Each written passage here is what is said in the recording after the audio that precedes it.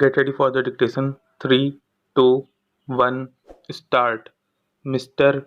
Deputy Speaker, Sir, the recommendation on certain observations of the board with regard to the policy on children of our country is, really speaking, a very good outcome and a very good exercise.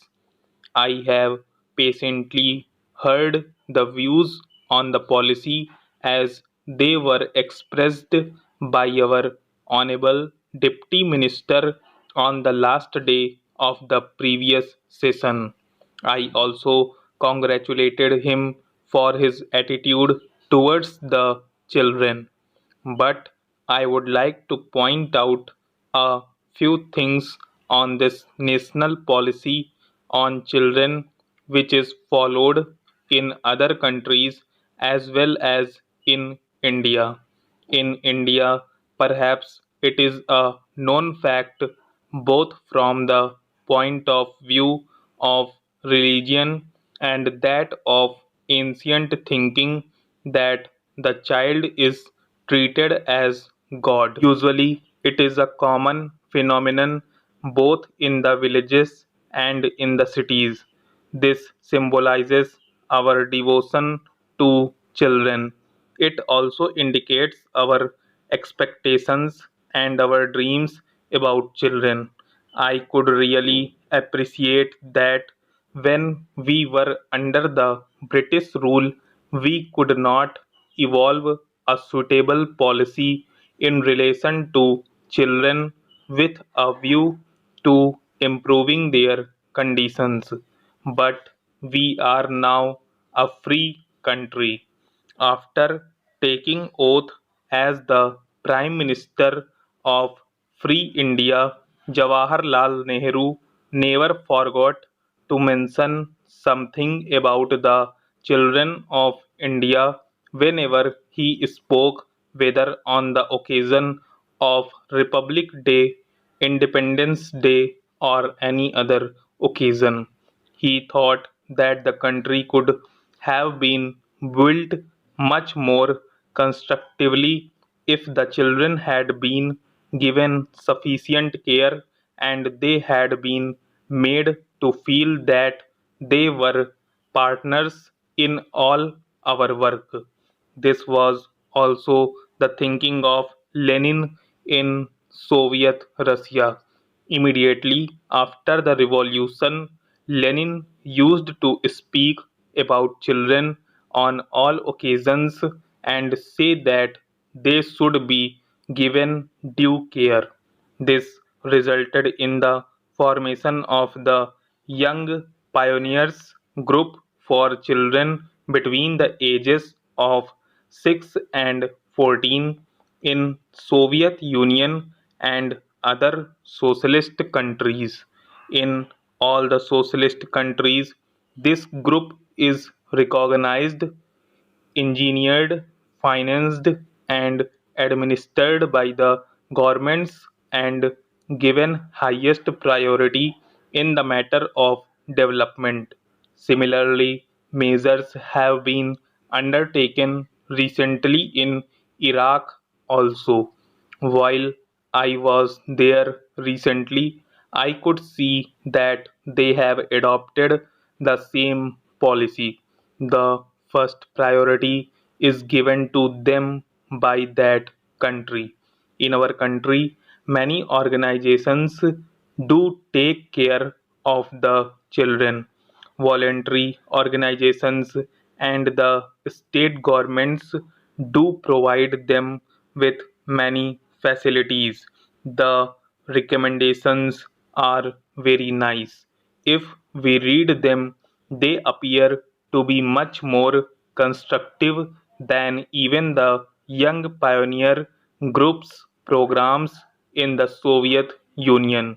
But in actual practice, nothing has been done because of lack of funds.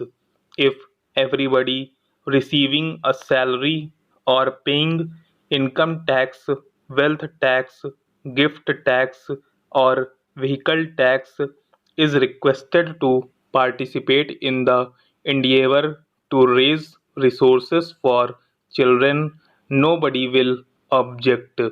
If the general masses pay 5 paise per individual per year, we can have a very sizable budget and a very constructive and comprehensive policy both at the center and in the states.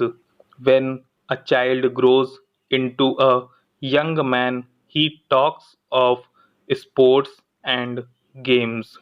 Look at the budget allocation for sports and games, which would help the development of the mental and physical potential of the young of our country.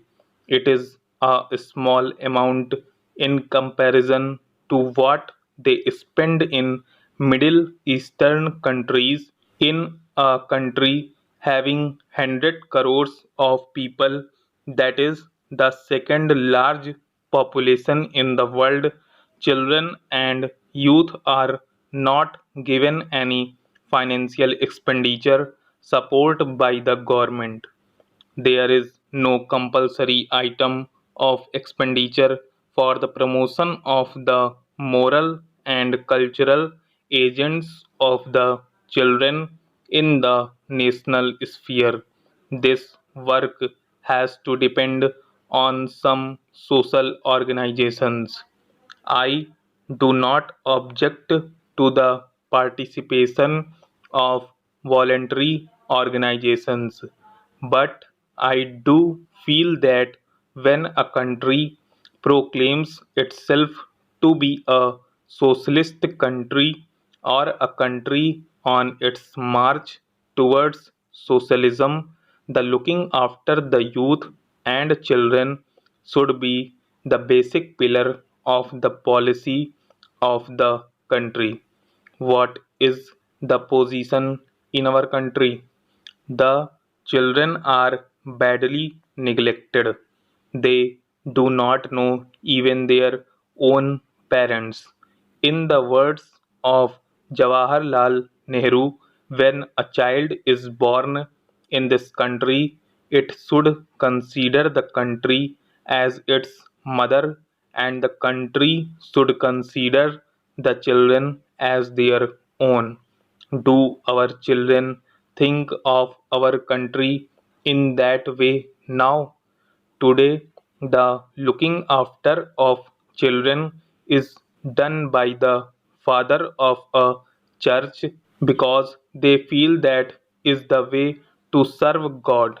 Sometimes we give them prizes or we recommend their names to the United Nations organization or other authorities for the award of Nobel or some other prize. But do you think that a country like ours should depend on a father of a church for the welfare of our children? The moment a child is born in our country, it should be the responsibility of the country under our constitution and the rule of law as it obtains today. Stop. Thank you. क्या चाहिए बदले में हमें? बस एक प्यारा सा like, तो इस वीडियो को लाइक कर देना और सब्सक्राइब कर दो यार। सब्सक्राइब यार, सभी की मांगे मैं पूरी करता हूँ। मेरी एक ही तो मांग रहती है कि सब्सक्राइब कर दो चैनल को, जिन्होंने नहीं किया है कर दो यार, हाथ जोड़ के विनती है।